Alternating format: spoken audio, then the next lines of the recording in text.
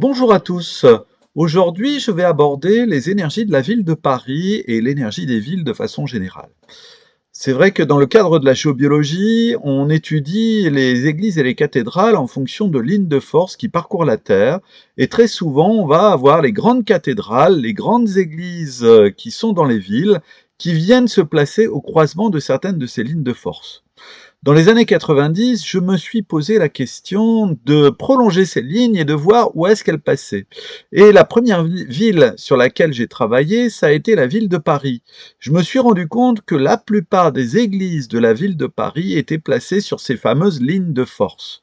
Et je vais vous aborder ce sujet. C'est vrai qu'on peut faire un lien aussi avec des principes alchimiques, avec toute une symbolique qu'on va retrouver dans le cadre des villes. Ça participe à ce que j'appelle l'étude de la géobiologie sacrée ou de la géographie sacrée d'une ville.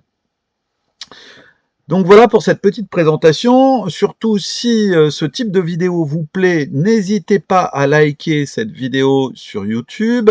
N'hésitez pas non plus à vous abonner à ma chaîne. Et je vais entamer donc cette présentation. Donc voilà tout simplement par rapport à la ville de Paris. En fait, cette ville de Paris, elle se situe plus exactement sur la Seine. Ce qui est assez intéressant, c'est qu'au fil du temps, si on remonte le temps, on s'aperçoit qu'à la période du néolithique jusqu'à la période des Gaulois, des Romains, eh bien les voies fluviales étaient les principales sources de déplacement. Si on avait des grosses choses à déplacer, on se plaçait sur les voies fluviales. Et la ville de Paris se situe exactement sur la Seine, au milieu de la Seine. Si on prend à peu près la longueur de la Seine, on voit en fait cette possibilité. D'ailleurs, on sait que les Normands, les Vikings, ont remonté la Seine et ils ont attaqué en passant par Le Havre, Rouen et différentes villes pour aller jusqu'à Melun, voire même ailleurs. Donc en fait, les voies fluviales étaient des routes principales. Ce qui est assez intéressant aussi, si on reprend, donc vous avez en haut à gauche de la petite diapositive, le blason de la ville de Paris, fluctuat nec mergitur, elle navigue mais ne coule pas, elle fluctue mais ne coule pas. C'est bien sûr la barque d'Isis, la barque qui représente la ville de Paris. C'est un symbole très très ancien qui ramène aux bateliers et l'importance des bateliers. Ça ramène à dire qu'autour de la ville de Paris, on a toujours eu des bateliers qui étaient importants et si on remonte l'idée du temps, il y a une étymologie par rapport à la ville de Paris où on ramène aux Parisis. Les Parisis auraient été des Celtes qui vouaient un culte à Isis. C'est assez intéressant parce que la représentation d'Isis va être aussi une déesse assise sur son trône et souvent on peut la voir sur un navire, sur un bateau, assise sur son trône. Et ben, c'est peut-être l'équivalent symbolique de la ville de Paris. Si on reprend aussi l'aspect historique, eh bien, on se rend compte qu'au niveau de la cathédrale de Paris, il y avait autrefois une grande colonne qu'on appelait la colonne des Nautes. Cette colonne des Nautes, aujourd'hui, dont on a les morceaux qui sont exposés au musée de Cluny, qui rappelle un mélange entre les traditions romaines, puisqu'on va avoir des divinités romaines qui sont représentées, mais surtout des divinités celtiques, des divinités gauloises. Vous avez par exemple la représentation d'Esus dessus ou de Tarnos Garanus. C'est vrai que c'est assez intéressant de voir ces différentes représentations qui sont là. Et pourquoi au niveau de la cathédrale de Paris, ça ramène peut-être à dire que la barque d'Isis à l'origine était l'îlot central au niveau de la Seine. D'ailleurs, il y a tout un questionnement qui est autour de cette habitation principale. On voit par exemple dans les textes donc sur l'époque du néolithique de Alain Jourdan, eh bien, on voit cette idée que peut-être le premier îlot habité aurait été au niveau de la Seine. Il y a toujours au niveau de l'île de la Cité, enfin, ce qu'on appelle aujourd'hui l'île de la Cité. Toujours est-il que il y a quand même des questions qui viennent se poser parce que des fouilles archéologiques ont été faites et selon certains, on n'aurait pas de présence humaines, physiques, de construction qui auraient été trouvées avant le IVe siècle avant Jésus-Christ. Ça ramène peut-être aussi à une tradition qu'on a chez les Celtes ou chez les Gaulois, qui aurait été de garder, on va dire, un îlot pur, qui aurait été principalement un îlot de culte, où on vouait un culte aux ancêtres. Et ça ramène cette idée que peut-être déjà la zone de la cathédrale était une zone extrêmement sacrée, extrêmement importante autrefois. Pour moi, c'est à partir de la cathédrale, justement, qu'on va avoir un ensemble de maillages énergétiques autour de la ville de Paris. On voit les différents éléments de développement qui se mettent dans le temps. Et sur une image moyenâgeuse, on voit à proximité de la ville de Paris comme une sorte de vortex, de doigt de Dieu, en fait, qui vient pointer vers le sol. Et on se retrouve entre la cathédrale de Paris et le palais royal de l'époque, donc qui est sur l'île de la Cité. Pour moi, en fait, au niveau du développement, on voit très très bien cette idée de développement à partir d'un îlot sacré au niveau de la cathédrale, qui aurait formé le premier temple, le temple originel. Et pourquoi? On peut se poser la question, pourquoi les anciens auraient toujours fondé un temple originel? On le voit d'ailleurs chez les Romains ou chez les Grecs, la première des choses qu'on constitue quand on forme une ville, ça va être le temple au cœur de la cité. Parce que la cité est censée refléter quelque part l'image des dieux, la force des dieux, la puissance des dieux, et donc la cité ne s'implante que grâce aux dieux, grâce aux divinités. Et à partir du moment où on va avoir le temple au cœur de la cité, au croisement de deux axes symboliques qu'on retrouve notamment dans la tradition romaine, le cardo et le decumanus, un axe est-ouest et un axe nord-sud, eh bien, à partir du moment où ce temple zéro est implanté, on peut développer tout autour les constructions qui vont se faire en harmonie avec le divin, en harmonie avec les forces de la nature, puisque parmi les forces divines, on retrouve bien évidemment un mélange entre forces de la nature et forces célestes, en tout cas des forces qui nous dépassent et qui nous transcendent. Toujours est-il, dans ces images anciennes, on voit un peu cette idée de développement, et d'ailleurs, sur un plan assez ancien je vous ai présenté sur la partie droite, on voit qu'au niveau de Saint-Germain-des-Prés, on avait, selon certains, un vieux temple d'Isis qui aurait été présent. Ça ramène à cette idée de la barque d'Isis et de l'importance d'Isis. Il y a d'ailleurs une histoire qu'on retrouve au XVIIe siècle qui indique qu'un abbé de Saint-Germain-des-Prés, en creusant dans une cave, aurait trouvé une vieille statue de la déesse Isis, et donc à partir de là, il aurait indiqué que ça aurait été l'emplacement de l'ancien temple celtique dédié à Isis qu'on avait au niveau de la ville de Paris. C'est assez intéressant tous ces éléments, ça ramène aussi à une idée, alors puisqu'on a vu qu'on était sur des voies fluviales qui étaient importantes, eh bien il faut savoir qu'à une époque donnée, on avait l'importance du bronze, à l'époque du bronze, avec notamment le fait d'exporter de nombreux minerais d'étain qui venaient des îles anglo-anglaises, donc les îles dites Cassiétirides à l'époque, ont ramené d'Angleterre en fait ce minerai, et puis ça traversait pratiquement toute la France pour après aller abreuver tout le bassin méditerranéen.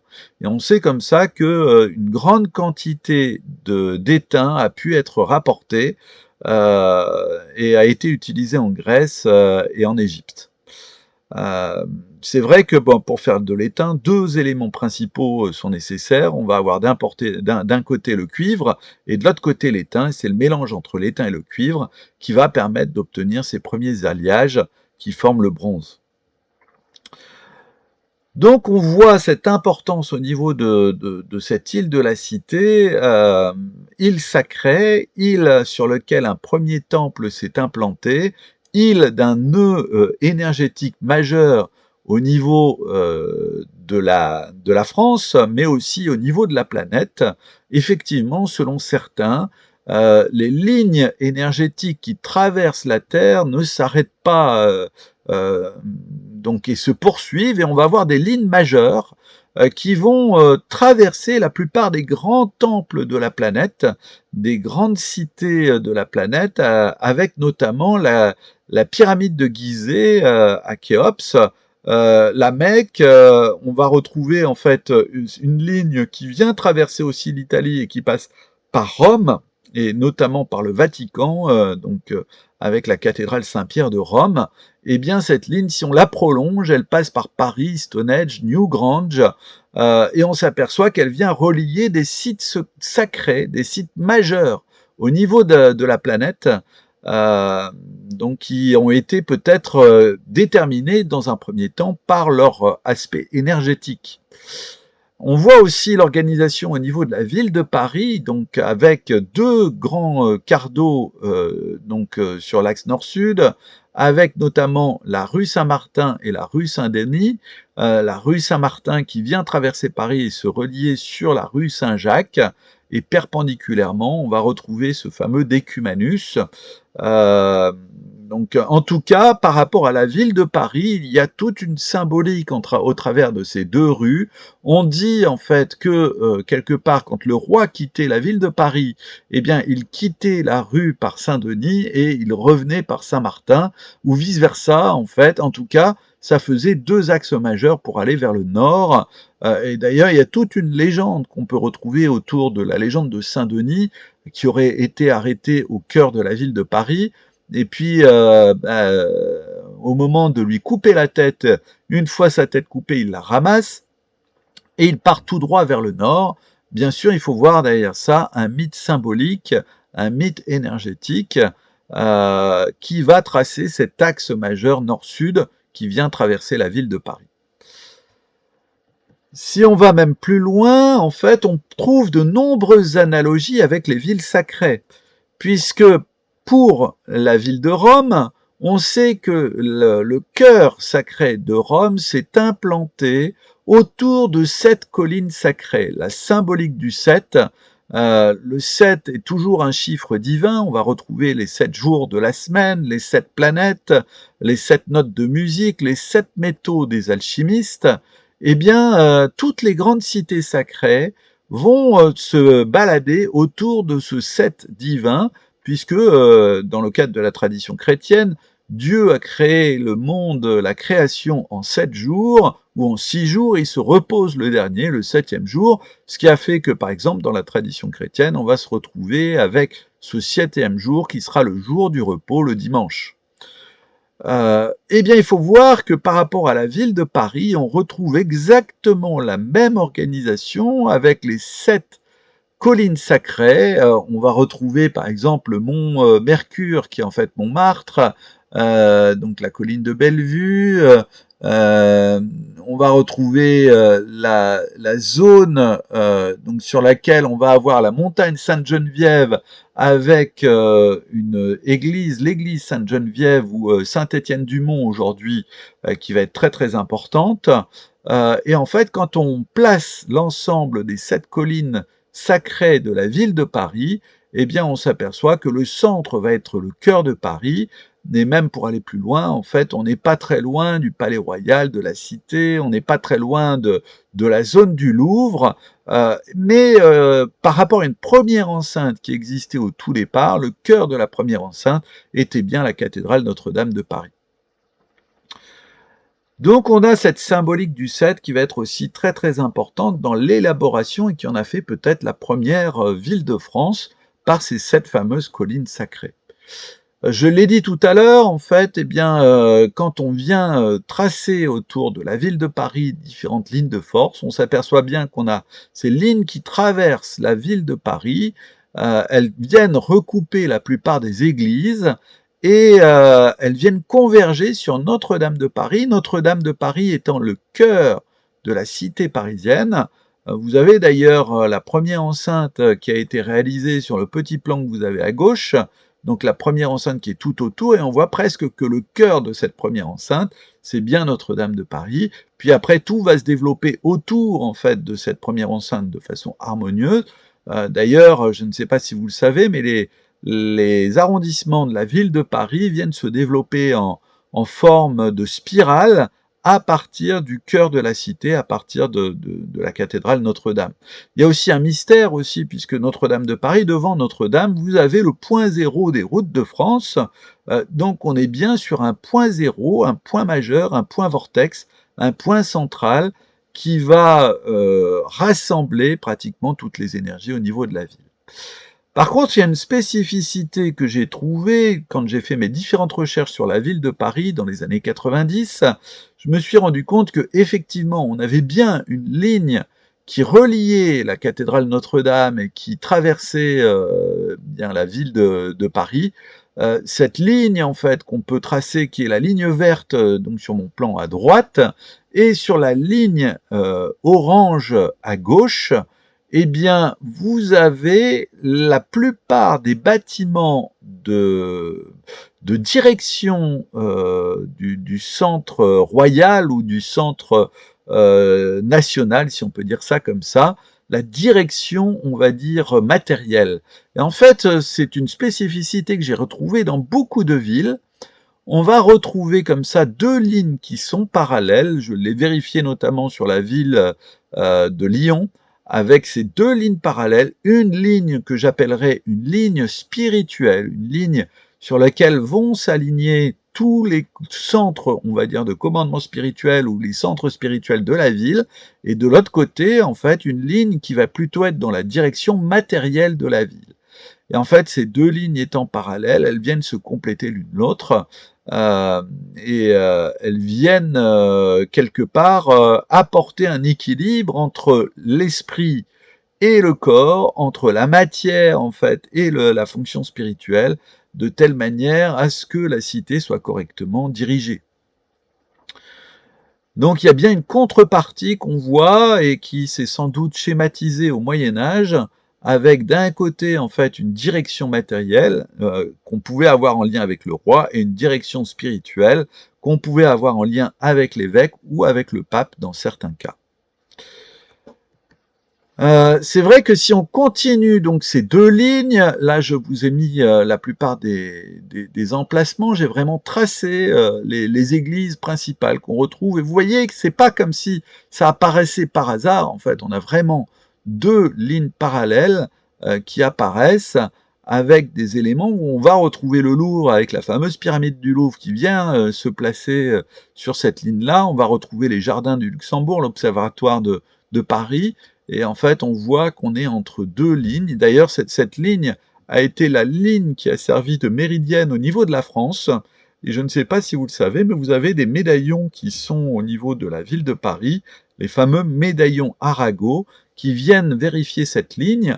Il y a d'ailleurs toute une histoire où, à une époque donnée, donc les mathématiciens de la ville de Paris ont essayé de calculer la valeur du méridien terrestre, ce qui a permis de donner la naissance au maître qui vient de recherche française, bien que ce maître ait été certainement connu de façon beaucoup plus ancienne, puisqu'on va retrouver le maître dans d'autres traditions, par exemple dans la tradition celtique, on a parfois des monuments qui font 1 mètre pile. Si on prend par exemple le puits de la cathédrale de Chartres, qui est un puits celtique ou druidique, eh bien, on va retrouver des valeurs de 1 mètre de côté à la base du puits, sur un carré parfait, parfaitement orienté nord, sud, est, ouest.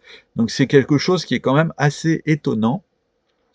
Et on va retrouver aussi comme ça d'autres structures, d'autres organisations, notamment François Dupuy-Pacheran qui avait fait des études sur les monuments égyptiens, a retrouvé également cette valeur du mètre dans le cadre de construction égyptienne.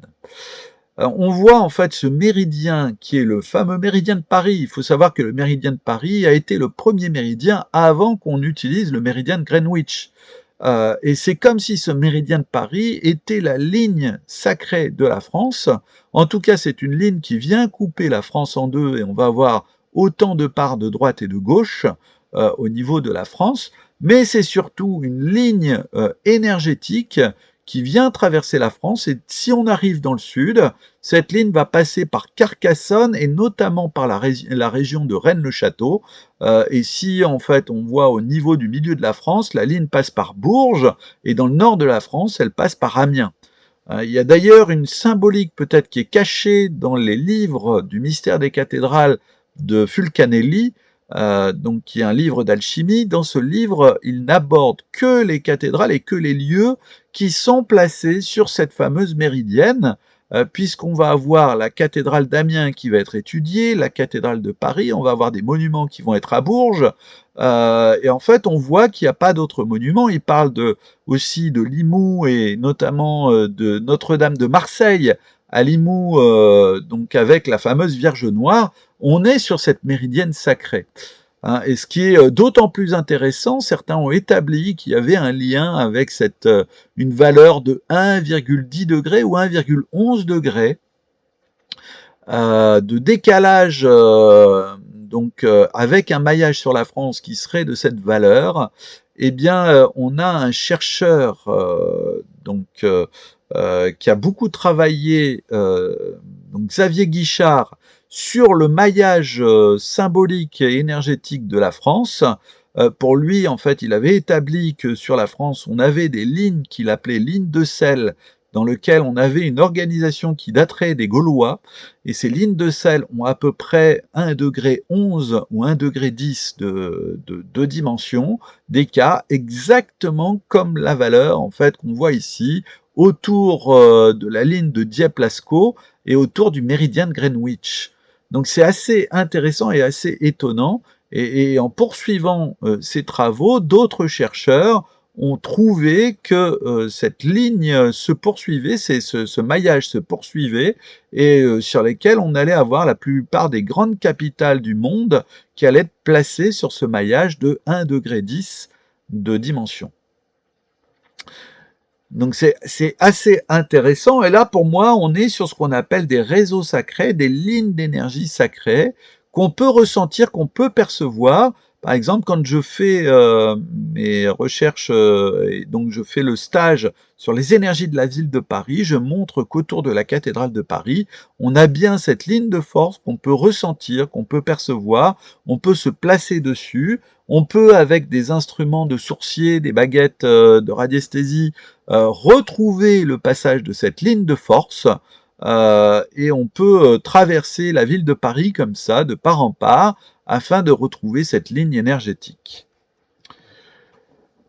D'autres symboles qui sont intéressants en rapport avec la ville de Paris, je vous ai dit tout à l'heure en fait que un des centres énergétiques majeurs qu'on allait avoir autour de ces différentes lignes de force et autour notamment de ces histoires de Cardo, de Decumanus, de développement et aussi en rapport avec les 7 collines, eh bien on va avoir notamment le Louvre qui va déterminer un cœur, et le Palais Royal notamment, donc qui va déterminer un cœur, le cœur énergétique, le cœur second de la cité.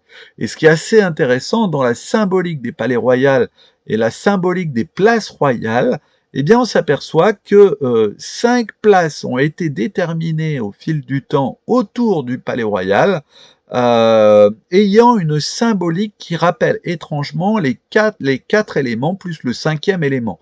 On pourrait faire le lien avec la médecine traditionnelle chinoise, où dans la médecine traditionnelle chinoise, on va retrouver le bois, le feu, la terre, le métal, l'eau, qui vont être ces fameux 5 éléments.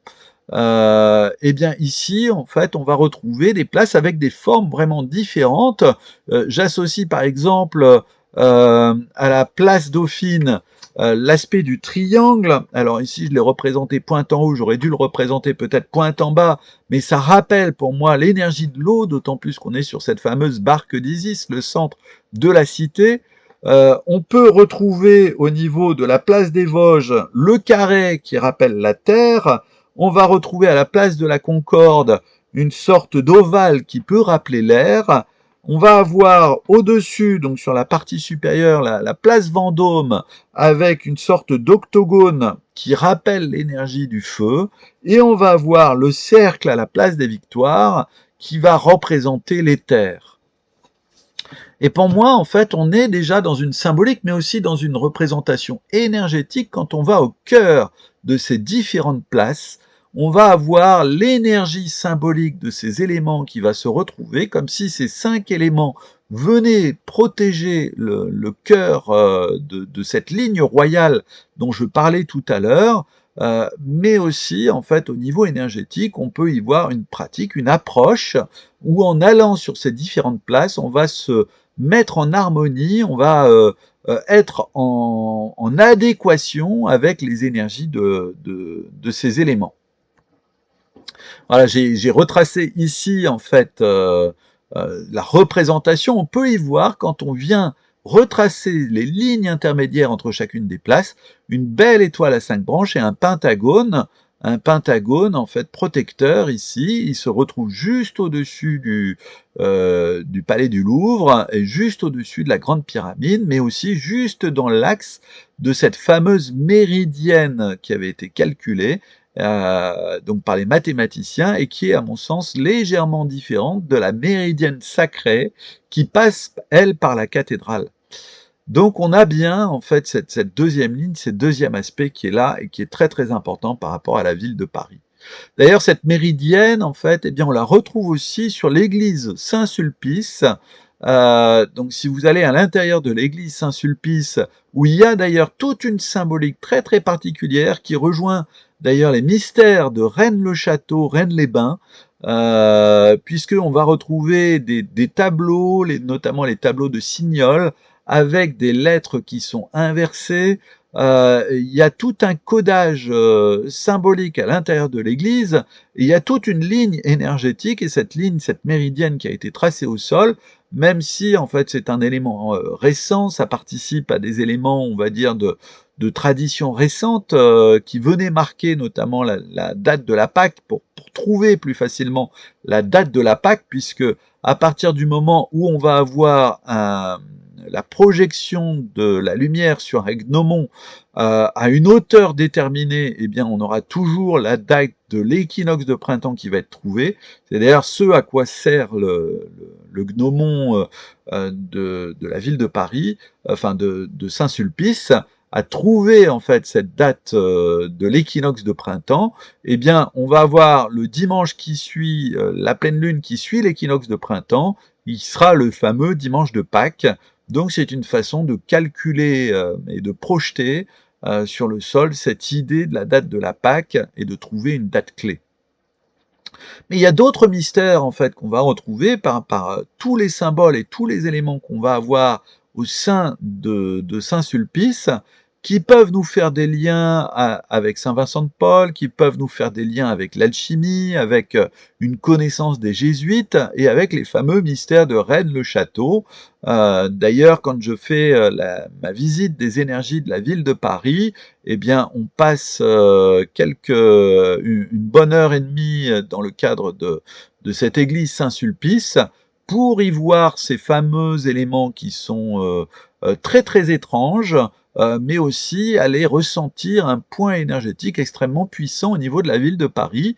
D'ailleurs, peu de personnes le savent, mais Saint-Sulpice est la deuxième plus grande église de Paris. Donc c'est quand même assez étonnant d'avoir une église en fait qui soit aussi grande, et avec un symbolisme aussi riche et placé justement sur cet axe de la méridienne, ou en tout cas pas très loin. Pour finir, je vais aborder quelques mots en rapport avec l'alchimie et la ville de Paris. C'est d'ailleurs des éléments que j'aborde dans mes visites, notamment sur les énergies de la ville de Paris, où, par exemple, à l'intérieur de la cathédrale Notre-Dame de Paris, on trouvait autrefois un tableau de Raymond Lull, en lien avec Raymond Lull, sur Raymond Lull, donc le docteur admirabilis, qui perçait un rocher duquel on avait une eau qui coulait. Et ben, il faut savoir que c'est une symbolique très forte qu'on va retrouver dans le cadre de l'alchimie. Et d'ailleurs, il y a plusieurs traités de Raymond Lull qui lui sont attribués et qui sont en lien avec l'alchimie. Aujourd'hui, on remet un petit peu en question cette idée que Raymond Lull ait pu être alchimiste. On parle du pseudo Raymond Lull et du Raymond Lull authentique. Toujours est-il que il ne fait aucun doute qu'au Moyen Âge, Il faut voir la période de Raymond Lull, on est bien au XIIIe voire XIVe siècle, donc on est à cette période-là, puisque Raymond Lull a participé au concile en 1305 jusqu'en 1307, les conciles de Vienne, donc à Vienne, à Porte de l'Isère, hein, donc Vienne, par rapport aux Templiers. Hein, et sans doute qu'il aura défendu les Templiers, essayé d'empêcher l'arrestation des Templiers. Donc il faut voir en fait que Raymond Lull faisait partie de l'ordre des franciscains, des cordeliers, et donc en fait souvent c'était plutôt des défenseurs, bien qu'il ait été d'ailleurs pour la croisade, mais un défenseur des Templiers justement qui se développait pour protéger le tombeau du Christ à Jérusalem. Donc c'est quand même assez important. Mais Raymond Lull, en fait, eh bien, faisant partie de cette époque avec une grande connaissance immense, n'a pas pu passer à côté de l'alchimie du Moyen Âge. Il faisait d'ailleurs partie de ces traducteurs qui ont travaillé sur l'arabe, et il a dû connaître un certain nombre de textes et connaître les premières pratiques qui se faisaient de chimie, de kémia, et donc connaître aussi le côté, on va dire, un peu spirituel de cette kémia, qui est en rapport avec, bien sûr, l'alchimie. Nicolas Flamel, aussi personnage très très important à Paris. Quand on fait la visite, on va visiter la fameuse maison Nicolas Flamel, qui est dite l'une des plus vieilles maisons de Paris. Malheureusement, les gravures de cette maison sont aujourd'hui un petit peu abîmées et beaucoup moins lisibles. Moi, j'ai connu ça dans les années 90, en fait, et dans les années 90, pour moi, les médaillons étaient beaucoup plus lisibles qu'aujourd'hui, et je pense en fait que ça a été abîmé au cours du temps, malheureusement. En tout cas, la symbolique et l'importance de Nicolas Flamel n'est pas à douter au niveau de la ville de Paris. On retrouve la rue Nicolas Flamel et la rue Pernelle juste à côté de l'église de Saint-Jacques-la-Boucherie. Il y a en fait aussi toute une symbolique qu'on va retrouver en rapport justement avec Saint-Jacques-la-Boucherie et les fameuses arcades sur lesquelles Nicolas Flamel avait fait dessiner des éléments. On retrouve aussi au musée de Cluny la fameuse pierre tombale de Nicolas Flamel.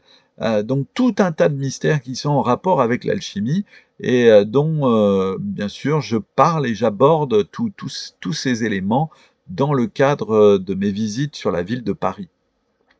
Saint-Vincent-de-Paul, que j'ai orthographié ici, comme Fulcanelli l'avait orthographié dans son livre donc sur les demeures philosophales. Et c'est vrai qu'il aborde d'ailleurs toute une partie sur l'histoire de Saint-Vincent-de-Paul, avec une partie secrète qui dit justement que Saint-Vincent-de-Paul, ayant été fait prisonnier donc à Tunis ou dans les pays arabes, ayant été vendu à un marchand d'esclaves, s'est retrouvé travailler auprès d'un alchimiste, et quand il a été libéré, il aurait utilisé certaines de ses formules d'alchimie pour pouvoir faire de l'or et doter grandement ses différentes fondations, notamment les fondations pour les petits-enfants. C'est vrai qu'il y a un ensemble de mystères autour de Saint-Vincent-de-Paul. J'ai retrouvé encore il n'y a pas tellement longtemps un texte ancien qui parle justement de l'histoire de Saint-Vincent-de-Paul, et il semblerait que ça soit assez bien attesté. D'autres personnages aussi qu'on va retrouver sur la ville de Paris et qui vont émailler nos différentes visites, je parlerai bien sûr d'Alphonse Jaubert, ou que certains appellent aussi Hippolyte Dousson, Alphonse Hippolyte Dousson, ou Docteur Jaubert. Donc voilà, ça c'était un personnage qui a beaucoup influencé le Paris mystérieux des années 1930. Donc avec notamment dans les fameuses revues Je sais tout, hein, des articles parus, notamment en 1905, sur celui qui fait de l'or. Pour certains, il aurait été un personnage proche du cercle Fulcanelli. Pour d'autres, en fait, ça aurait été un alchimiste parmi d'autres. En tout cas, c'est un personnage qui a beaucoup influencé l'alchimie parisienne, et on va retrouver son importance dans les livres notamment, de René Schwablé, Le mystère du mal et puis d'autres de ses livres, puisque Schwablé aurait été un de ses fameux disciples. C'est vrai que, Alphonse Jaubert, dans certains de ses textes, parle des monuments alchimiques de Paris et c'est l'un des premiers à parler de la symbolique qu'on va avoir dans ces monuments, comme Albert Poisson également. Albert Poisson a écrit différents articles dans les revues de son époque, on peut retrouver dans l'hyperchimie ou dans d'autres textes, des éléments qui abordent la symbolique de Paris et la symbolique alchimique de Paris. Et c'est vrai que Albert Poisson, malheureusement, qui n'a pas vécu très très longtemps, a laissé de grands regrets par ses connaissances immenses, son travail immense. Pour la petite histoire, en fait, il est mort de maladies contractées à la suite de la guerre. Donc on était au moment de la guerre 14-18, il me semble. Et donc, ayant contracté une maladie, eh bien, il va mourir assez jeune. Fulcanelli, aussi un personnage éminemment important. Fulcanelli, au travers du mystère des cathédrales et des demeures philosophales, a été quelque part quelqu'un qui a fait connaître toute la symbolique alchimique au niveau de la cathédrale Notre-Dame de Paris, même si, à mon sens, une grande partie de cette symbolique alchimique se doit à Viollet-le-Duc. C'est vrai que Viollet-le-Duc a complètement rénové les portails et repris des éléments de symboles qui n'étaient peut-être pas complètement sur la cathédrale d'origine. En tout cas, en fait, on sait qu'il y a plusieurs éléments qui avaient disparu de la cathédrale par différentes restaurations qui ont été mal appropriées. Et Fulcanelli, en fait, va aborder toute cette symbolique qui est une symbolique clé qu'on retrouve également sur d'autres cathédrales, comme la cathédrale d'Amiens, où on va retrouver aussi, par exemple, des symboles similaires à Chartres, bien que Fulcanelli n'aborde pas ce sujet sur Chartres. Selon certains, il y aurait des documents assez rares de manuscrits de l'époque qui remonteraient à l'époque de Pierre Dujol, Pierre Dujol de Valois, qui était propriétaire de la librairie du Merveilleux, qui a édité un certain nombre de choses et qui est sans doute à la base du groupement des personnes autour de Fulcanelli, si on peut dire ça comme ça. Et c'est vrai que ce fameux Pierre Dujol a écrit lui-même des livres et a participé au mouvement alchimique et à la renaissance de ce mouvement alchimique sur Paris, et était sans doute un très très bon ami de Fulcanelli. Donc voilà un petit peu tous ces éléments, et c'est vrai que ça nous amène aussi, dans le cadre de mes visites, à parler de la symbolique alchimique, d'une tradition qui vient unir quelque part les lieux sacrés, les églises, les cathédrales, à l'alchimie en fait, et je veux parler derrière ça de l'art royal. L'art royal qui est quelque chose qu'on trouve dans les termes du compagnonnage, c'est pas seulement l'art du roi, c'est l'art en fait vraiment essentiel qui vise à obtenir l'éveil spirituel de la personne, l'harmonie complète, à retrouver une globalité, une harmonie, chez la personne qui va réaliser le grand œuvre. Parce que pareil, pour l'art royal, il y a cette idée de grand œuvre. Et ici, on retrouve aussi cette idée au travers de parcours dans les villes qui vont nous mettre en contact de symboles, d'énergie, de personnes, d'histoires. Dans ce cadre, en fait, on aborde véritablement une approche des villes sous un côté un peu symbolique. Il ne faut pas oublier que l'alchimie, à la fois, est une gnose au départ. Si on reprend la tradition gréco-égyptienne, eh bien, on a au départ une idée de gnose, de connaissance, de savoir, qui amène en fait un éveil de l'être. Et la finalité de l'alchimie en tant que telle, c'est cet éveil de l'être, comme la finalité de l'art royal. Donc, au travers de ces visites de Paris, au travers du symbolisme des villes, ou de la ville de Paris ici, eh bien, on arpente cet art royal pour essayer de se mettre dans les pas des anciens et retrouver un équilibre. Si vous voulez aller plus loin, eh bien, j'anime très bientôt une nouvelle visite le 12 et 13 avril 2025 prochain, une visite sur ces énergies de la ville de Paris. Vous pouvez vous renseigner donc sur mon site internet. Donc le site, vous le retrouverez donc ici sur mygeobiologia.com. Vous avez un onglet sur lequel vous allez, qui est l'onglet Visite et formation. Et dans le cadre de cet onglet, vous faites défiler, vous descendez, et vous allez avoir une partie donc avec les visites énergétiques de la ville de Paris, qui sera la prochaine visite que j'organise. Voilà, je vous remercie. Alors c'est vrai que vraiment dans cette visite, tous les renseignements sont sur mon site internet. N'hésitez pas à vous renseigner. Je vous remercie pour votre attention et je vous dis à très bientôt pour une prochaine vidéo.